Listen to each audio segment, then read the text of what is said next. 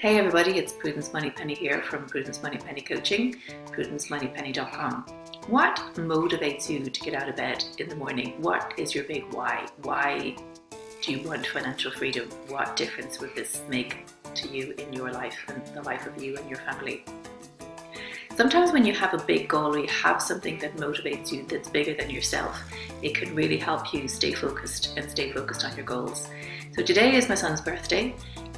We moved into this house about 8 months ago, and we've been falling over builders and boxes for about the last 8 months. So I decided to combine a housewarming and with my son's birthday party, and just as a way of, saying thank you to my incredibly patient and kind neighbours for putting up with all of the noise and the racket for the last 8 months, and also allowing them to see all of the work that we've been doing to this house. I have never cleaned so much in my life.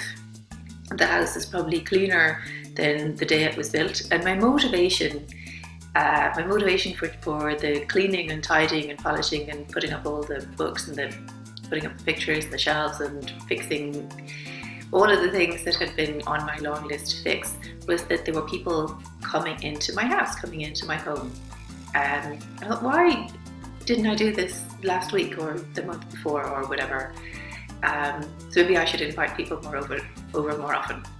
The point really that I'm trying to make is that sometimes you need something bigger than yourself to remind you of why you are doing the things that you're doing. And when things get tough, and they do get hard sometimes, just bring yourself back to your big why. I have mine stuck on the inside of the kitchen cupboards and on the inside of the visor of my car. So they are unconscious reminders of the path that I'm on.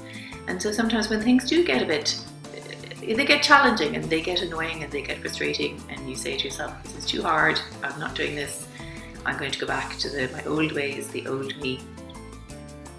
Just use these reminders, use these anchors to bring yourself back and stay on track.